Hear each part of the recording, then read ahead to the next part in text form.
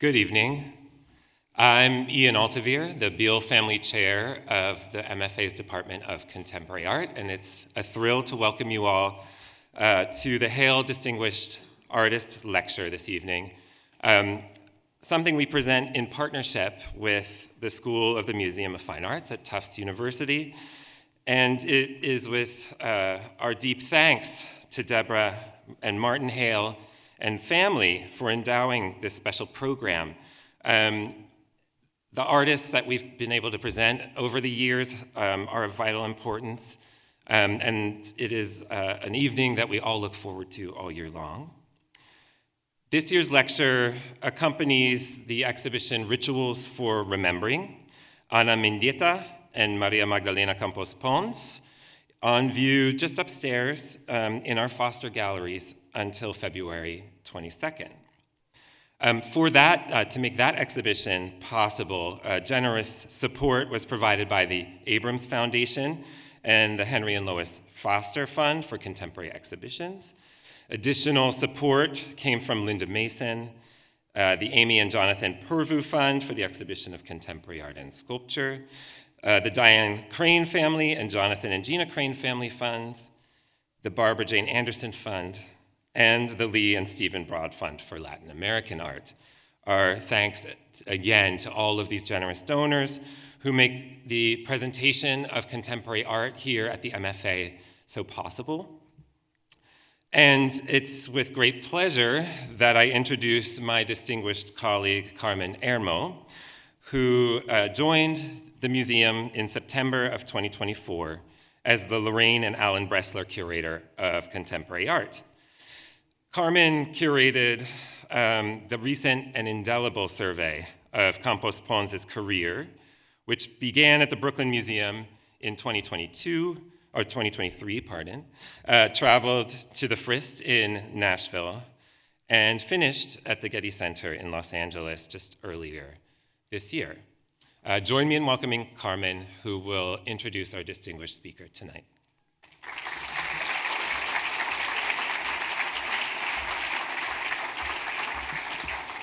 Hi, everyone. Good evening. Thank you so much for being here. Thank you, Ian, for the introduction. I have the pleasure of introducing the great Maria Magdalena Campos-Pons. She is an artist who explores interconnected global narratives through photography, immersive installation, painting, and performance. In much of her work, her family story is the foundation for serious, sensorial, and poetic reckonings with histories of exploitation and enslavement, as well as the model for her work's spirit of resilience and respect for humanity and for our earth. Campos-Pons was born in 1959 in Cuba in the province of Matanzas. She studied painting at the Instituto Superior in Havana, where she was a professor in the late 1980s, and she achieved an MFA at the Mass College of Art in 1988 before immigrating to Boston in 1991. Here, for nearly 3 decades, she lived and worked and taught, and her art blossomed. For more than 25 years, she taught at the School of the Museum of Fine Arts, and from 2004 to 2011, she operated Gallery Artist Studio Projects, or GASP, in Brookline, showcasing globally recognized artists and students alike, and creating a space for creating.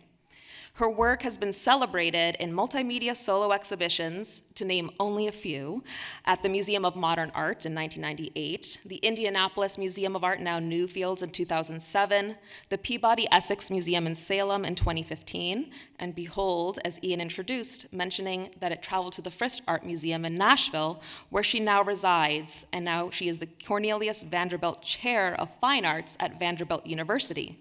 She has also since launched there the Engine for Art, Democracy, and Justice. She has been rightly acclaimed with many prizes, such as the Bunting Fellowship at Harvard's Radcliffe College in 1995, the Rappaport Prize in 2007, the Anonymous Was a Woman grant in 2018, and in 2023, she won the illustrious MacArthur Genius Fellowship.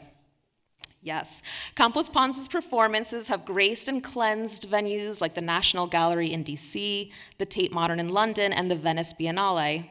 Her work has often been an anchor and a lodestar in thematic group shows and presentations on the global biennial circuit, from Venice to Dakar, Johannesburg, New Orleans, Guangzhou, Sharjah, and now luminously installed at the Sao Paulo Biennial in Brazil. Here at the MFA, with our Rituals for Remembering exhibition, a focused look at Campos-Pons' practice centers our recent acquisition of a town portrait, an installation made in collaboration with sound artist Neil Leonard. It is drawn together with the work of Ana Mendieta for a meditation on spirituality, migration, and making the marginalized seen and known and felt. This evening, Magda will share her work with us as our distinguished Hale lecturer. We have planned that I will join for a series of concluding questions, but also if she is on a roll, I will not interrupt her. So many friends, supporters, students, and fans are in the audience tonight. I extend my admiration to Magda's entire amazing circle, from her closest acolytes to professors who are now teaching her work to the next generation of artists, to my colleagues Kristen and Paige and Amani in public programs for their coordination, to our collaborators at the Museum School for this ongoing partnership, and to Amor Diaz-Campos for her support. We all share our immense gratitude for Magda's return to Boston on this special occasion and for the stirring, inspiring, and path-breaking art she has shared with all of us. Please join me in welcoming to the stage María Magdalena Campos-Pons. Yes.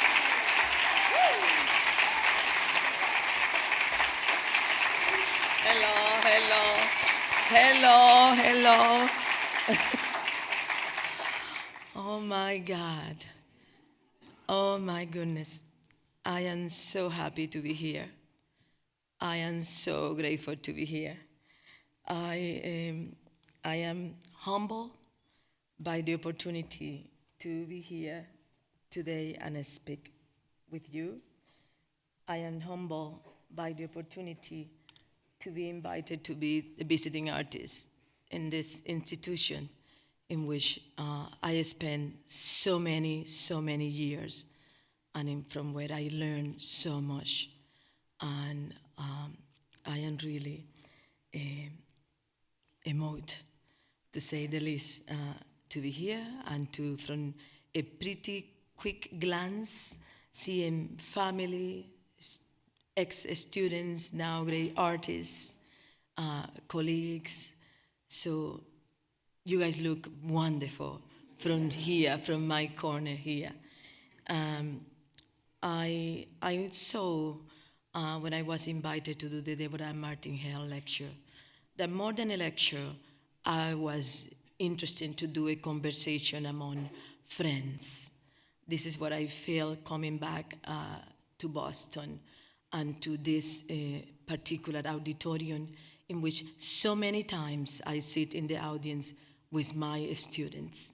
So thank you, every one of you, students, professors, Bostonians, all of the people that are here. But I went not there to start this conversation without acknowledging that when Carmen Hermon and Nina asked me to come here, they sent to me as an auction the month of November. And November is a month full of many days that touch my heart.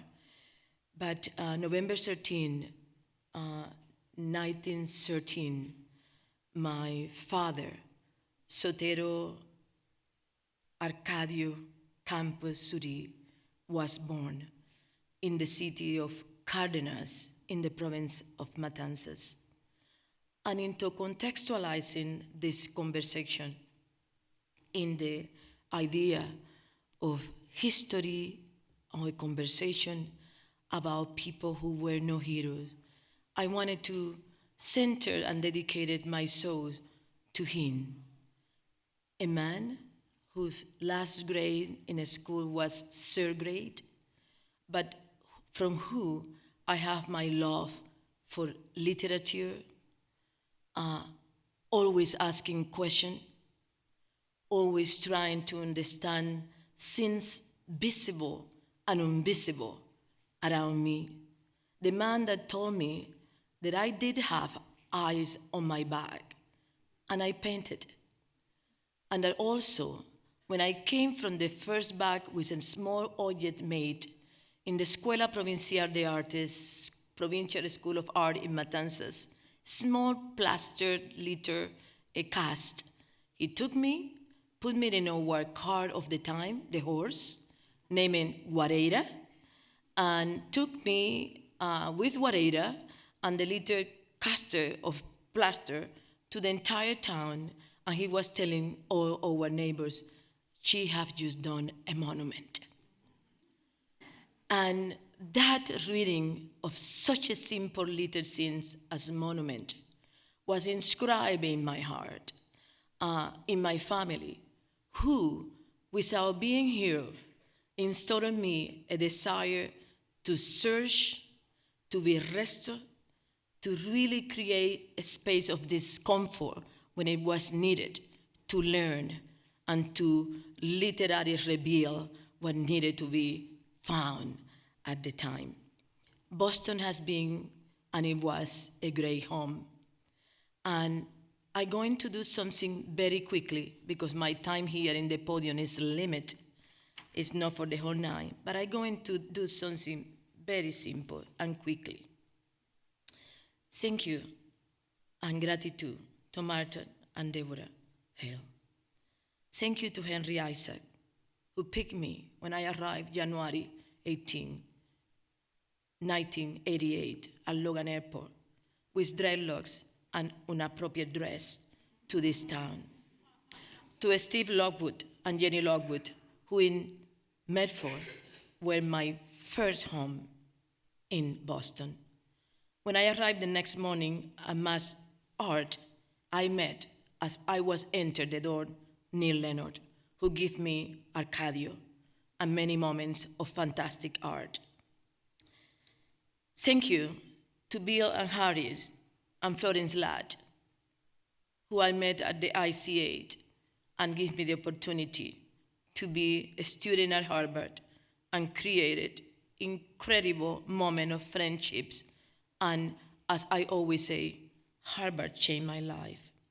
Thank you to the Macomber and the Leonards, who embraced me, made me a member of their family then and now. Thank you to my Harvard class. Thank you to my Sing Yalovic Blankenship, in which our introduction, she said she was from Georgia, and I called my mother and said, I have Russian friends in my class.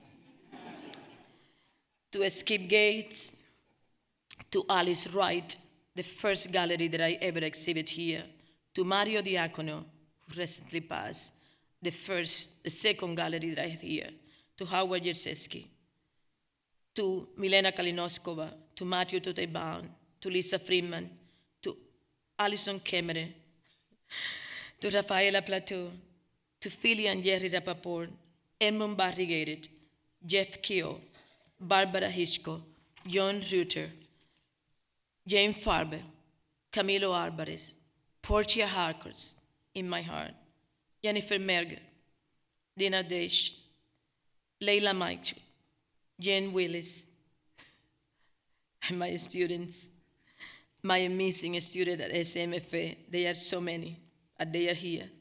Some of them, Branca Vagdano, Sylvia Morrison, Linda Rose, Luisa Marco, Doris Sommer, Megan Trevor Smith, Stella and Janice, Liz Award and John, Arfon family, Barbara and John Lee, Maria Lopez, Stephen Mindy Leidet, Linda, George Brown, and many, many, many others.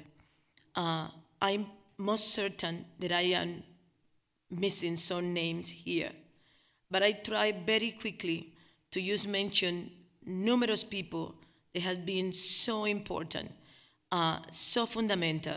Clara Wainwright, so many people. And I try to make a quick list since I don't write my lectures. I wanted just to mention some names of individuals who mark my life here. History of people who were no heroes, a little bit in the conversation of who are the heroes and how we define them.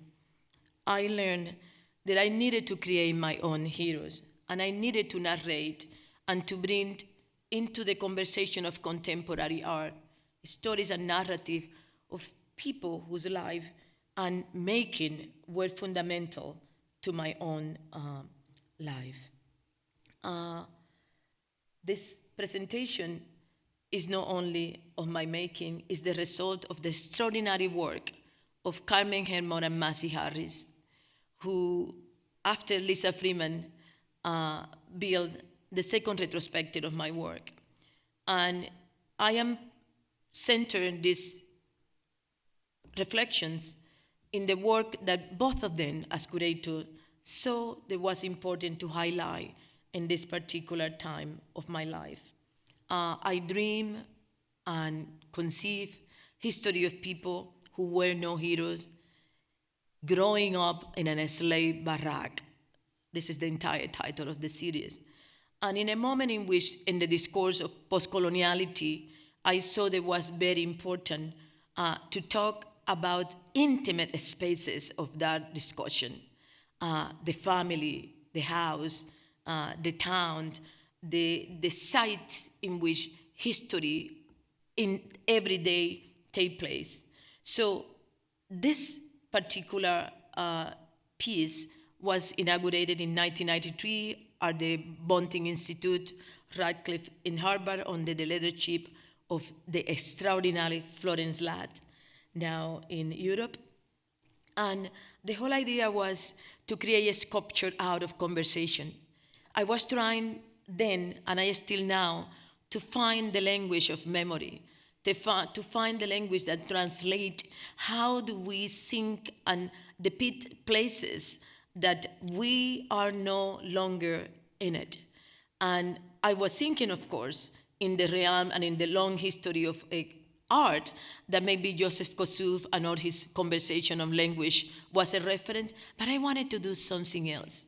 I wanted to have conversation with these women who nobody in the arts knew about, or for that matter, needed to consider: my mother, my aunt, my sister. So this sculpture is made of the conversation with this lady, Esterbina, Marta, Nieves, Onelia, all of them, and me asking, how do you remember this town in which I grew up? The town of La Vega in the province of Matanzas. And this town was a former plantation for the slavery work. I wanted to link this particular observation with the fact that this is a history of immigration. I should not be here. I should be in one town, someplace in Nigeria that I don't know the name. But somebody in this part of the world needed resources and needed labor to build things here. And my ancestral lineage come from that. We are repositories and carry on in our body of necessary forces to build. And I am profoundly proud and profoundly amazed too by this resiliency and beauty of that narration. So my position into that, this is a history of love. This is a history to affirmation of the human enterprise as a place in which always, through love, care, and consistency, we help to build each other into better things. And I am here in this podium because that. So, talking to my mother, how do you remember the town? And she said, the tower. And she described this tower over there as a beautiful site in the distance in which you could remember this is not for me, correct?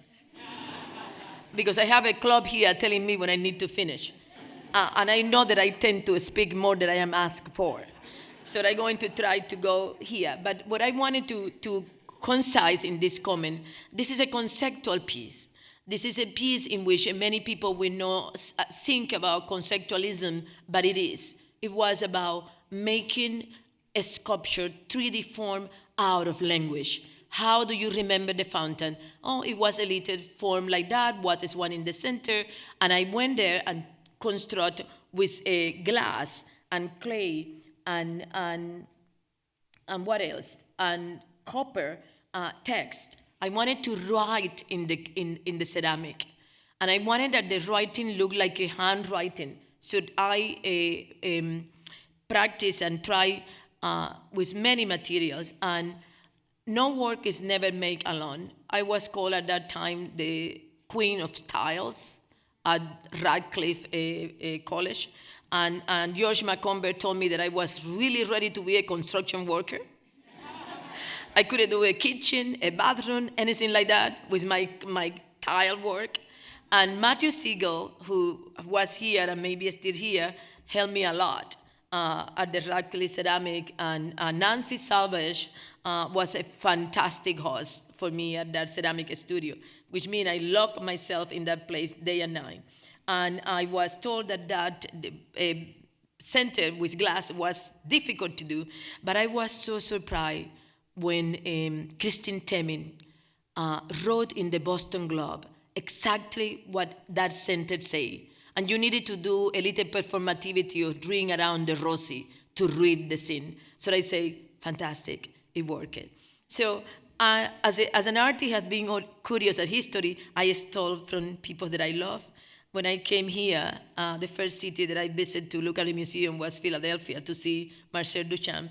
And I always say that the door in this piece is my stealing from Duchamp bit glass and bringing back to the conversation of how to be in this place of, like Homi Baba will say, in-betweenness, there and here, between painting and sculpture, between past, present, and all of those negotiations. The piece have numerous video stories, and that was true in 1993, and it was still true now, how I use video to weave through narration and to weave through history. I used, at that time, I was thinking, yet, the video was the possibility of capturing the energy of the spirits in some kind of way. And spirituality is in the center of my work. The second piece still revolves about celebrating my father, my ancestral lineage, the herbalist tools. My father was a herbalist. I owe it to him my vulnerability to buy flowers that I should not spend money on. Pretending that I could, but I cannot live without them. So, because my father always brought fresh flowers to my mother at the end of the day, and he was not paying from that. They were wild flowers. He was getting from the field. But imagine what is an experience as a young girl to see you all that with a big boots and a big bag and a machete and a polina and a knife, and always delivered a little bouquet of flowers to the lady in his life. So when today, I'm making as the center of my work a platform that I call radical love. I was raised in radical love. I grew up in radical love. I was introduced to the world with those parameters, that you could love endlessly and large and with many forms, without boundaries and without borders. And that's what I'm trying to do with that.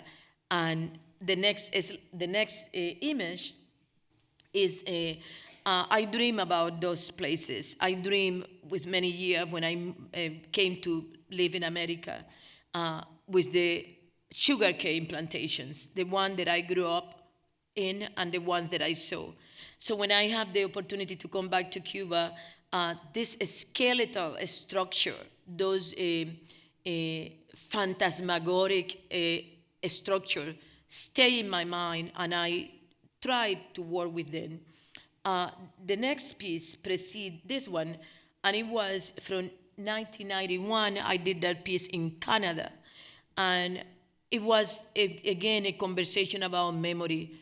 All these faces from Matanzas, from the town that I was growing up, from Nanayanarians to very early, and talk about the history of the transatlantic journey. Not in a way that was to critique or to condemn, but in a way to inscribe it so it was not forgotten. Because when I was, for the very first time, a visitor at the National Museum of Bellas Arts in Cuba, I didn't find any one of that stories. And as determined as I was since very young, I went in a conversation with my fellow lady friends, Regina Fernandez, Candida Rodriguez, and Idania Perez. I am happy that I remember her names, each one of them. And I say to them, I'm going to put my people in the museum. And they say, ha, ha, ha. And I say, I will. And I was very proud when many years later, I made that. As some, you guys know that most recently, I was privileged to have one of my exhibitions at the Tate Modern in London, and somebody told me that, could you imagine to be here? And I say, of course. Since Tate was inaugurated, I knew that I was going to be there. And I have a list of other museums that I will not tell you yet, but I know that I'm going to be there. I forgot to mention in my list, you guys know that I have attention deficit disorder, but center and focus. I forgot to mention Pierana Cavalchini, I forgot to mention Anne Holly, and I would keep mentioning people as I see it and as I encountered them here. So what it was beautiful and valuable for me about this piece, as I mentioned briefly today to a few students, there is never a problem with limitation of material or no presence of material. I did this piece with a very cheap process. I knew that you could transfer photograph in a cheap way in T-shirts because the material is acrylic. But I saw is I prime a surface with acrylic medium, and then I could transfer those photographs with the same cheap format and hot iron in a canvas. And this is how I made this photograph. I have never disclosed that to anybody except now. Because I saw today, because one student mentioned about a lack of certain access, and I say, when it's not something there, you need to come with a solution for it. And that is how art is made, and how is that is progress in art happens, with those little risks that you need to take because necessity. So I didn't remember neither how the map of the transatlantic ship was. It looked here like a skateboarding or something, but I know the bodies were in the ground, and I made this particular piece. Have a beautiful history, had been exhibited in many places, and I wanted to construct materials, photograph, marble, because in the history and in the rendering of the hero, marble is always present. But I was talking about people who were no heroes. So I was doing in a way in which was very tender and simple and accessible. And I don't see this piece very often. I saw it when Carmen and Masi allowed me again to have access to them in this retrospective. And it's always emotional to see it, to think it. What I inscribe in the lapidary, in the marble tomb, I'm going to read one, it was a tragedy. Today, there was 3 marble color, white, blue, and pink for the ocean, and the red and the gray, and in the gray say it was a tragedy. Today, millions keep on suffering wherever they are. Poverty, marginalism, delinquency. Few human groups have been as despised and used as ours. That was no an oversaying. I could repeat it today with the same words, add more sins, unfortunately. And then umbilical cord, I always think in photograph, and not only I thinking, we know the photograph is a way to keep memory, no? It's a way to communicate distance. It's a way to negotiate separation. So I was separated by all these women. And my idea was I'm going to link all of us by the umbilical cord. And I'm going to link all of us violating the secrecy of photography. I'm going to open holes in the frame, and I'm going to put entire wire with soil, with fabric, with everything that come to my mind that I could put there. And I made this piece in Canada. And then a wonderful Canadian photographer said to me, that piece is fantastic. I said, okay, I have a future in photography, so. This is exactly what is happening. So I put the umbilical cord marking every ladies, and then my own umbilical cord, because I was the only lady they have left town at that time. I am happy to say that the mother of one of these ladies gave me a more, who is in the front row here, and a more now is another campus in this city of Boston who have host and embrace us so beautifully and so richly caring for us. Uh, uh, so this is umbilical cord, the same idea, the marble as a reference to the depiction of the heroic. But the next piece was, too, again, a conversation of negotiating borders and the conceptual implication of material. What is a printmaking? A printmaking is a stamp of something in which material is eliminated to create an image from the negative scene that you get. And I wanted to imprint my fingerprints because I have been fingerprinting like I am a terrible delinquent. Maybe I am. Maybe I'm going to be in my next life. I have been printed now. So I wanted to do that piece, and I saw how could I fingerprint it myself? Did I print it myself correctly? Is the opposite of the fingerprinted that really depict fingerprinting. So I spent 6 months doing this. I do it in Banff Center for the Arts. I copy my fingerprinting, reverse it, copy it again, cut it, so that when I print it, it's like I have been stamped in the borders. And it was called a carta natal, birth certificate. And I used a fragment of a poem of a Cuban writer, Mirta Aguirre, which is beautiful when she says, "Even if my hands are clenched by mood, my fingerprints are my own. Let me be myself. Let me search alone." You need to be determined. You need to be ready to fail. You need to be ready to create great mistakes and disappointments to make the art that you need to do. To become an artist or to pretend that one could be an artist is a leap of faith of incredible consequences. And I knew that very young, that I wanted, the same way that people say, I am a fashionista. I made my first dress at 10 years old, just because I didn't want to be dressed like everybody else. And then same with the art. I say the same thing here. I knew that I wanted to metaphorically depict a world that I dream, that I see, and that I wanted. So every one of my pieces is a desired place to go. That piece too is an homage to an artist that is always in my mind, Ana Mendieta. Ana Mendieta and Carmen so beautifully give me the privilege for the first time to pair us together. We have been in many shows, but here, this exhibition here is a quiet little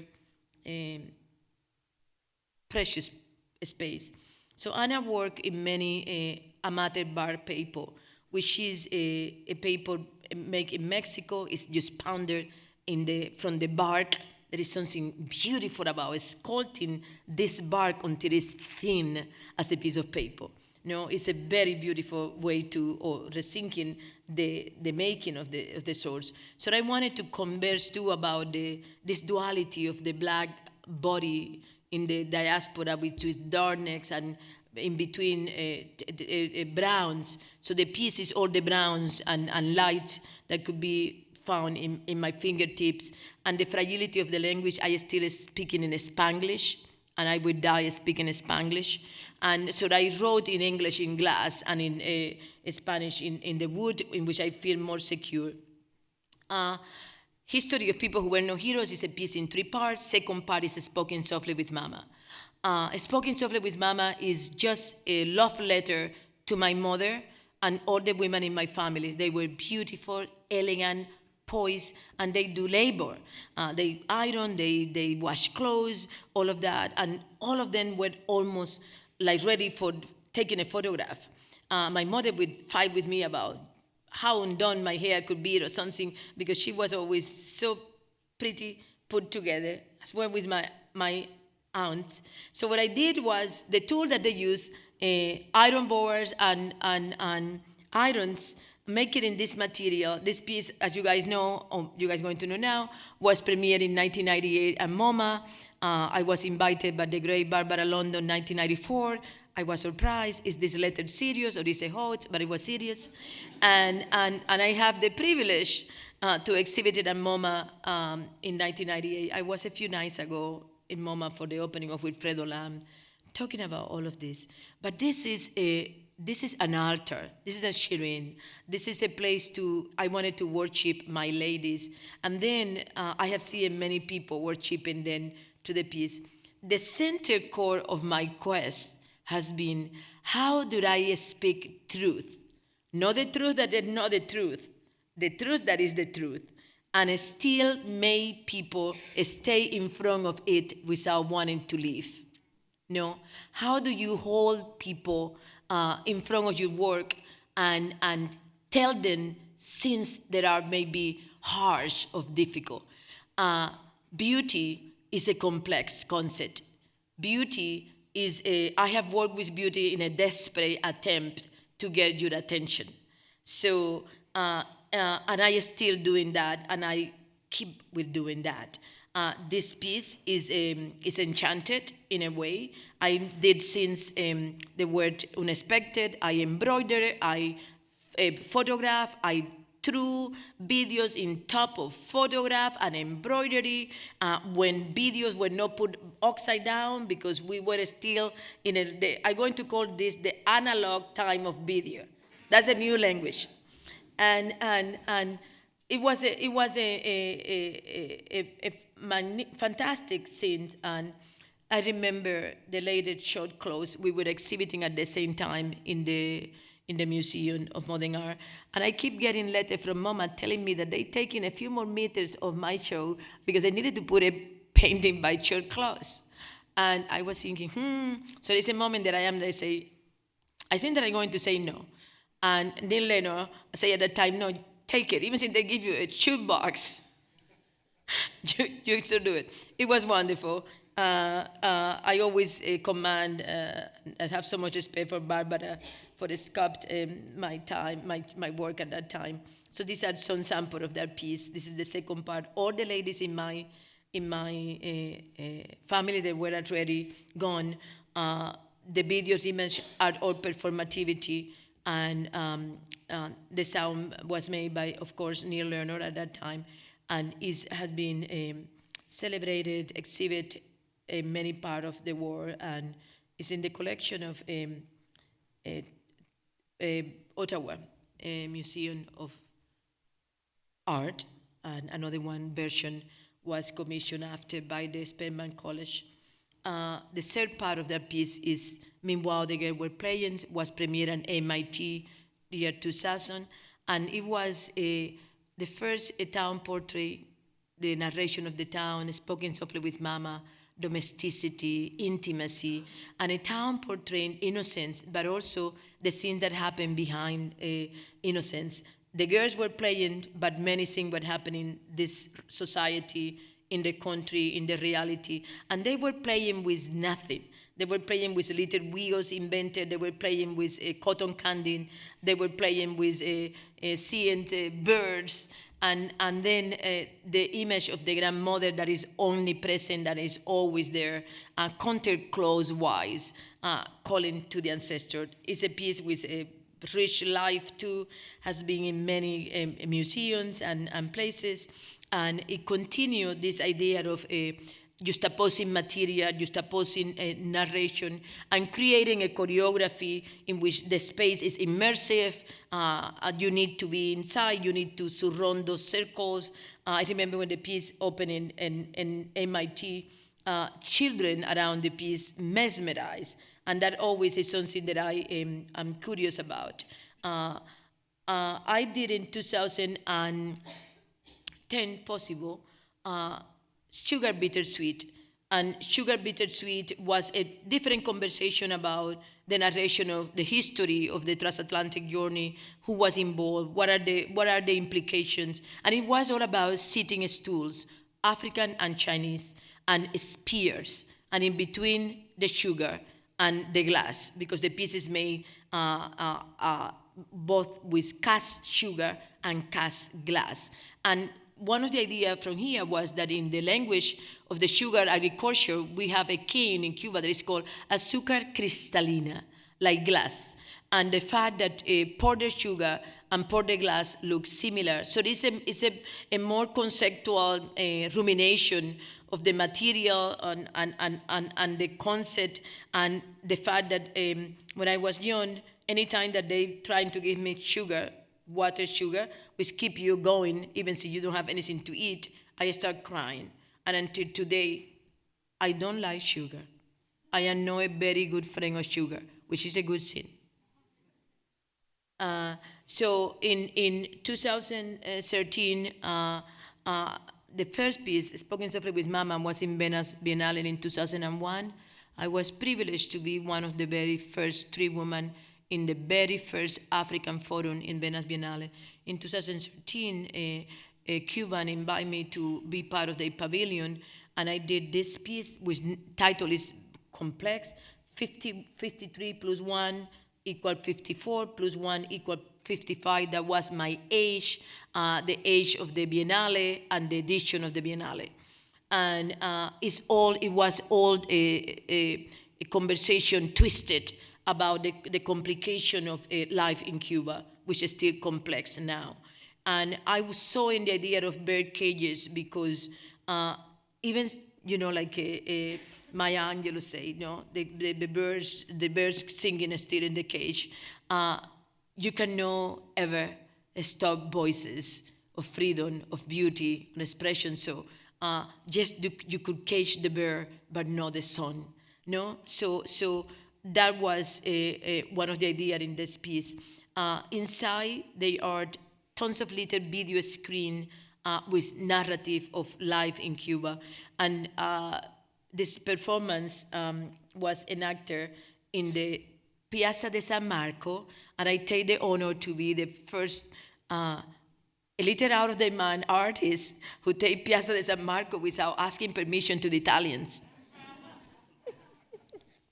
But I become friends with so many people, and they still send me postcards, Medellin Segna, Bodega Veneta, all the people that were there become my friends. And then I have one student from the School of the Museum of Fine Art distracting the police during the entire scene.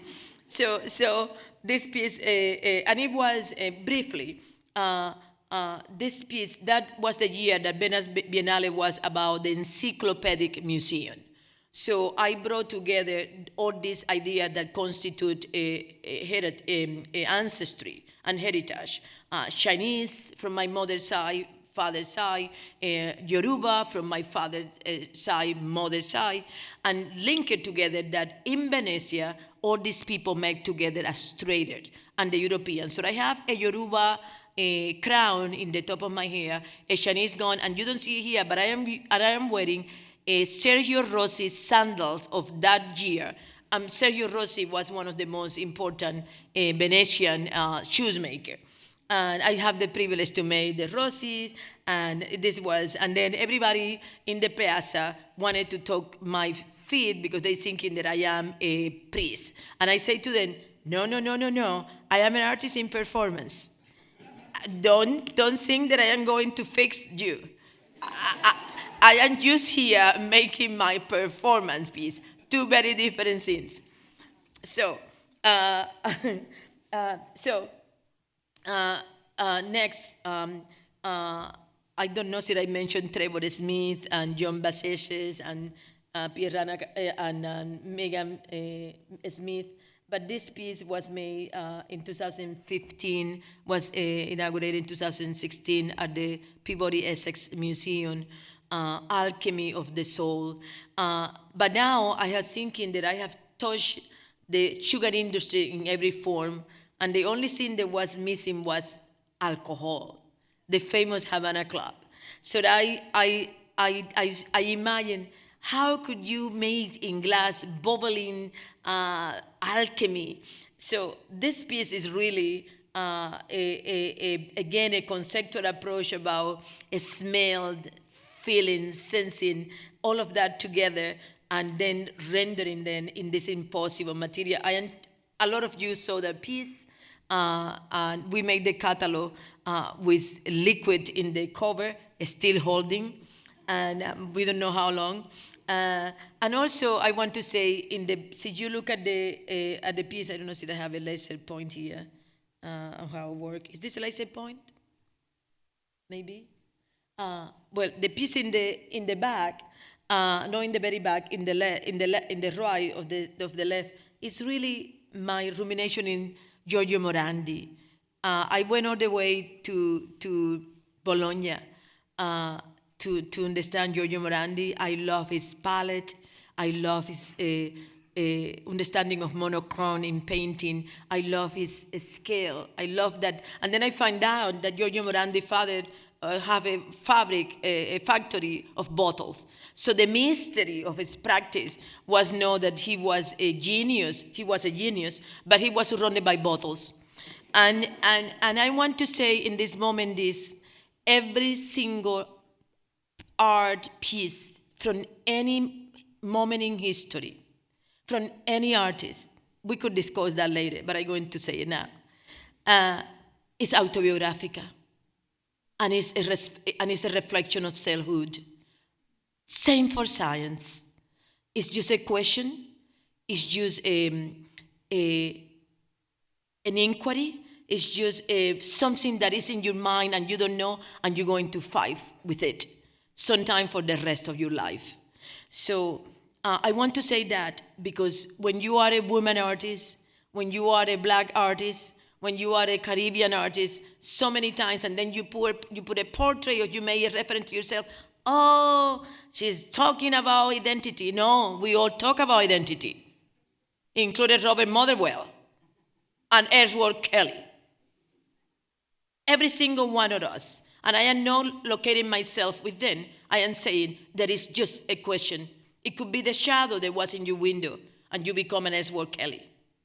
But is about that scene there that you need to understand, and you argue with yourself, your history, and your abilities to find a way to represent it, no? So I'm going to move a little fast. So I keep stealing from other artists here. Let me come back here for a minute. I saw the piece of Remedios Varos in 1988, The Creation of the Birds. And in my notebook in Mass College of Art, I was a student there, I wrote, if this could be made in glass. Because I always saw that Remedios Varo, and now that I'm thinking here, I should always put the piece of Remedios Varo next to it to compare. I said, she was taking this apparatus that got out of the window and taking a stardust. And the stardust come through the tube, and she have a little violin in her neck. And then the brushes and touch the chord of the violin. She's making music. And out of the bird that she's painting, they are flying.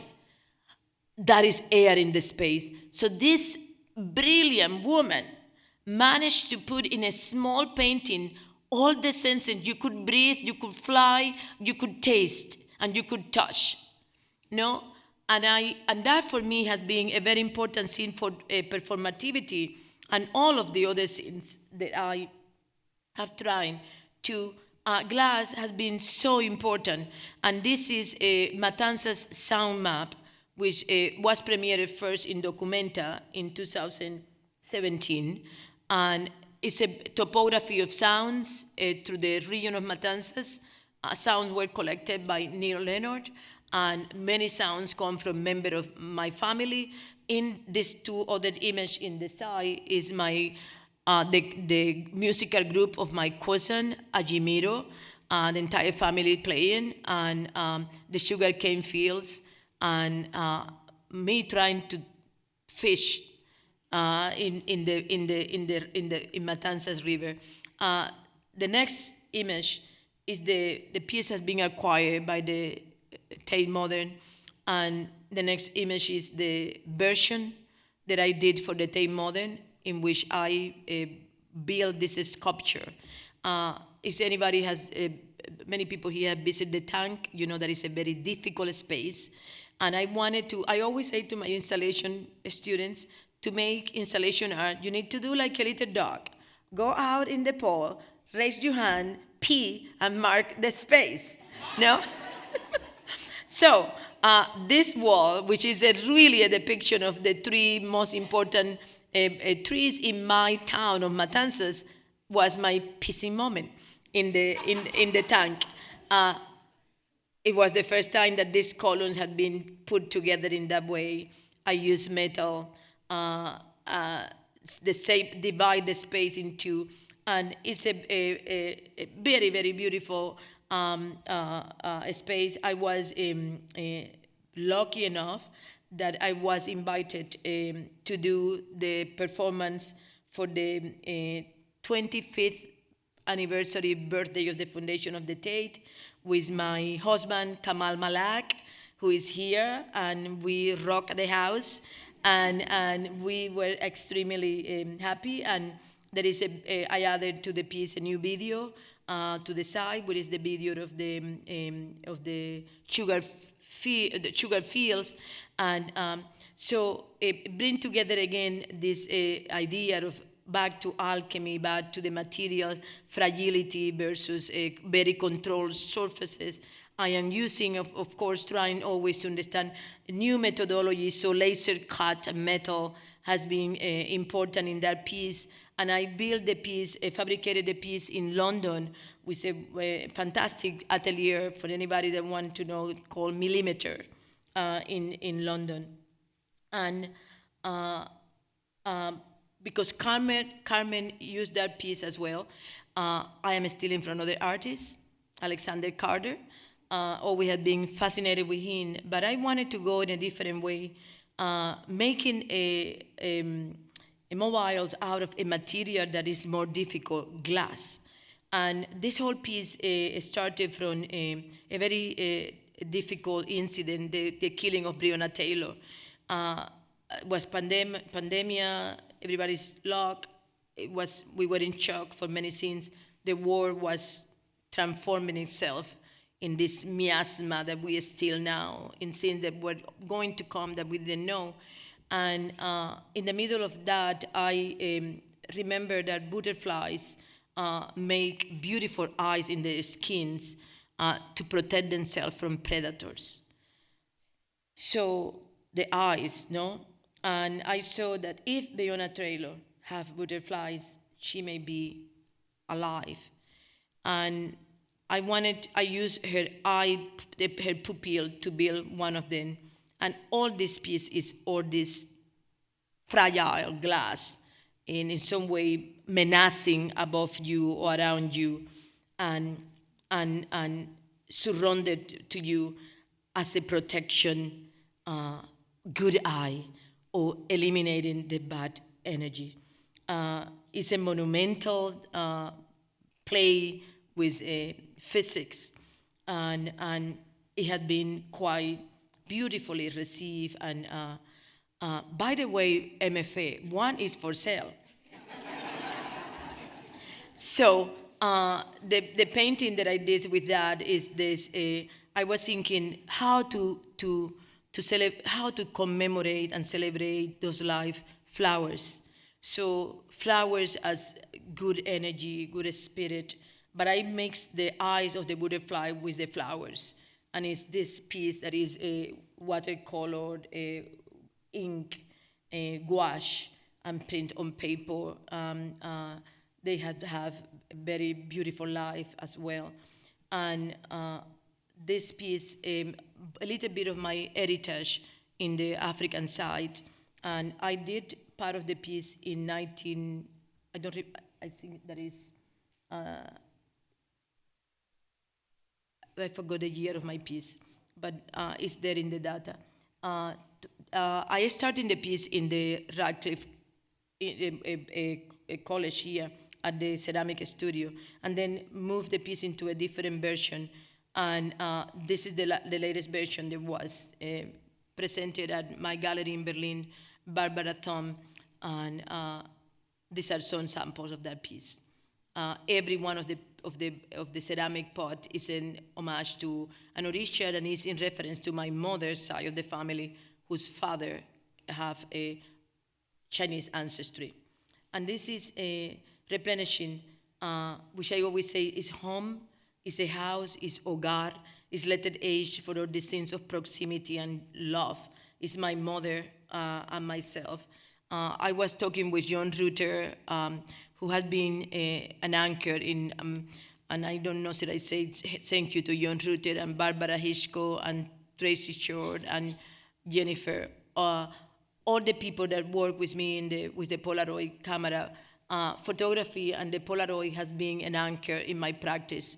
I was first introduced to the Polaroid when I came to Mass College of Art as a student, and in the interrelated media, the camera was one of the tools that we used and that we were introduced. It has been an incredible proliferate and have allowed me to do quite an immersive a series of experiments about the relation of photography with painting, with sculpture, with performativity, all of the above. And I hope that John is here tonight when I say again, thank you for this.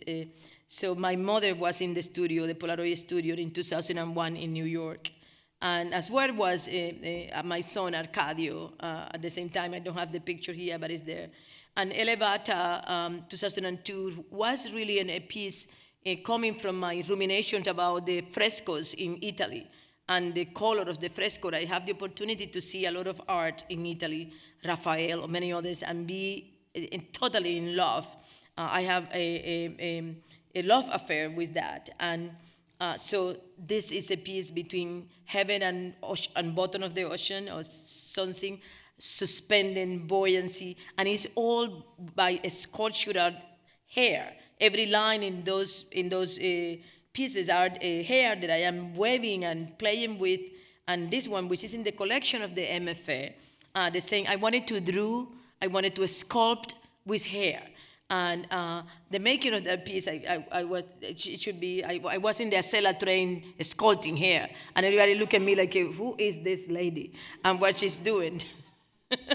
But this is what it was made, and it was I look at these pieces, and the only thing that I could say is I am so happy that I was brave, that I was not intimidated by my own ideas, I'm not intimidated with what is possible and not possible. And I want to say to Barbara Hitchcock, thank you for inviting me to risk this yourself in inviting me to be an artist in residence, the Polaroid. We are not done yet. We are going to be working again in a new series with Polaroid, and I am super, super excited. This piece, I was younger. But it was so important what I was trying to say there. It's a very small statement about identity. And the statement is identity is the sim that contradicts itself as well. It should not be closed, should not be locked, should not be, because and then it killed what is intended to be doing. And the next piece is in the collection of the IC8, the other place that have embraced me, and is a homage to Cuban architecture and the baluster of the windows.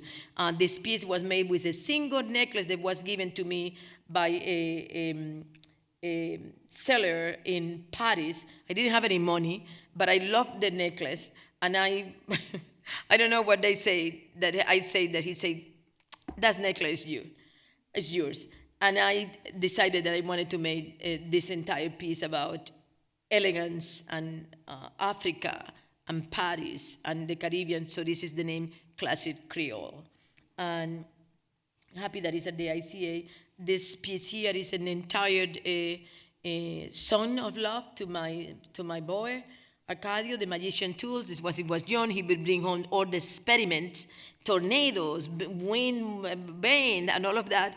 And I say, okay, I need to do something with that. So this is that's what that piece is about. And it's of course to a little essay in chroma and color and purple, yellow, all of those ideas that could be beautiful.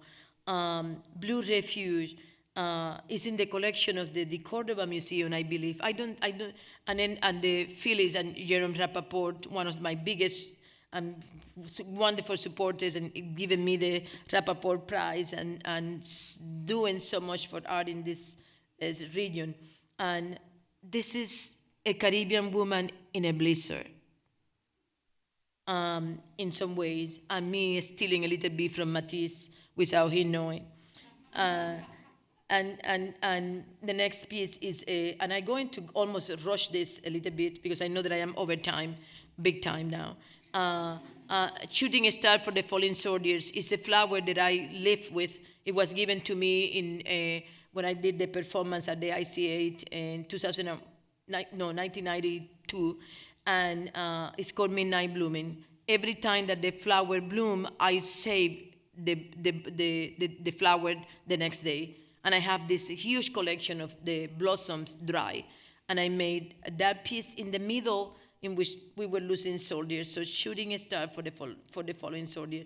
I am in Italy. I love Veneto. I am going to make pieces and work with everything that I found there, all the paper, all the history, and it's about migration, it's about bodies in geography. Found yourself in different geography region. I found Rita, who now is in the collection of the Museum of the MFA, in the police station. We both were there negotiating our papers in Italy. And trying to do homage to her with real gold leaf, real gold, real rubies, all acquired in Italy. And little piece of paper that was my food, and a little book of fabric that I brought from Senegal with me to Italy. There is more about that piece, but I don't have time to tell you now. The one that carried the fire in the collection of the wonderful friend of mine in Maine. And I wanted to challenge the canon of photograph, of portraiture. This is here a portrait in which the portrait is the minimal scenes in the pictorial plane. The fire, the hair, the forest, everything. And then a tiny little portrait in the bottom. And was a piece that I did in collaboration with Arcadio. And is in the collection of a dear, dear friend in Maine.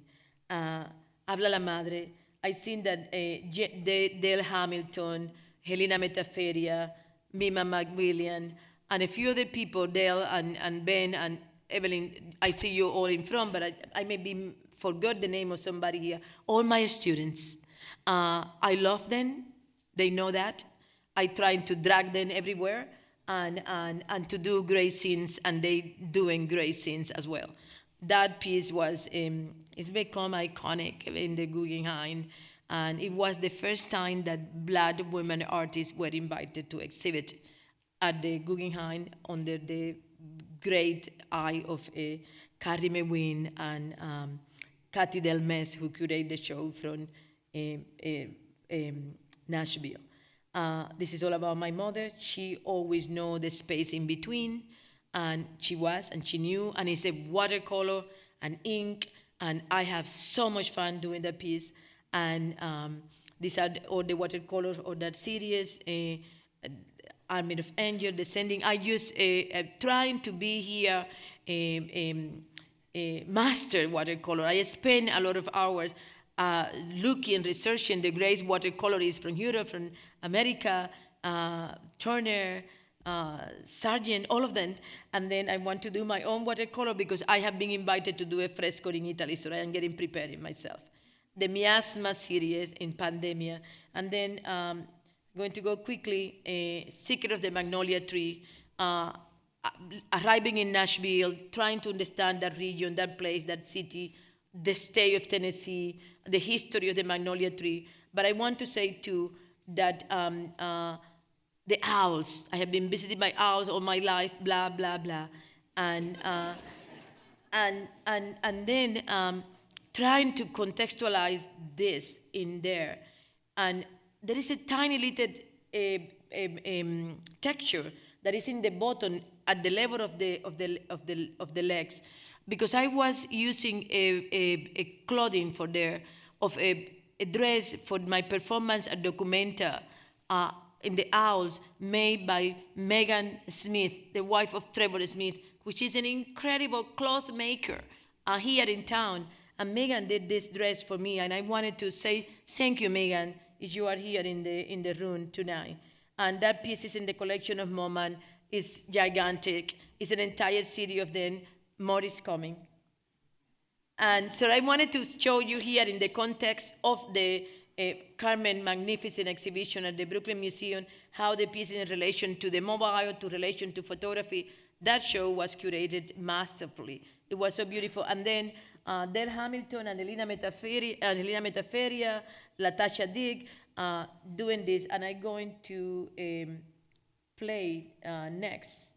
I think that the next thing is this. And since you are passionate, I'm asking you for, you could put that lie down because I am not talking anymore after this. Just look at this for 2 minutes.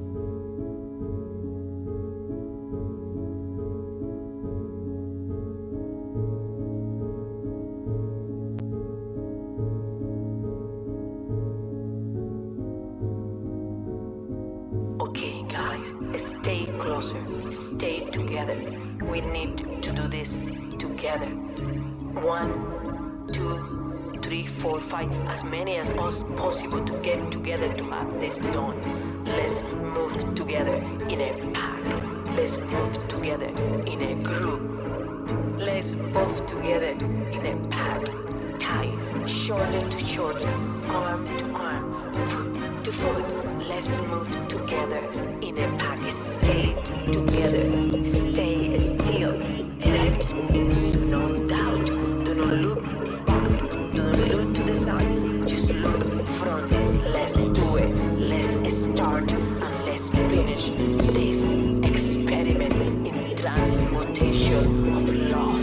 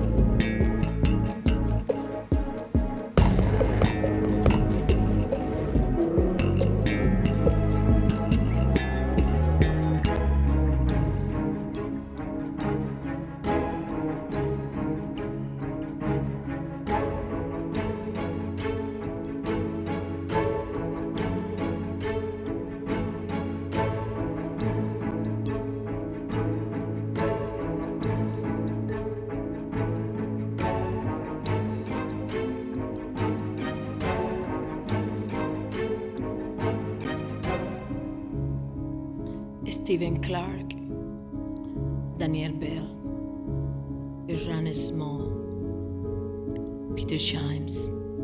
Those names are not familiar, but these are the names of 4 of the many hundreds of black males in our country killed by police.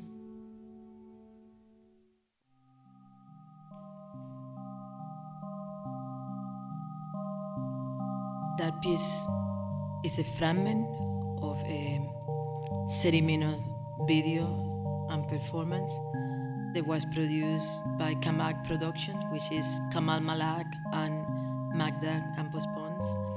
And it was premiered during the opening of Carmen exhibition in Brooklyn and has been performed in many other places around the country and the world. And I wanted just to close my presentation with this small fragment of newest work and also to introduce to you the music of Kamal Malak, who is the writer and the author of this part, and to premiere it with you. So thank you. And I'm going to invite Carmen now to come and say, at least have a question for me. Thank you.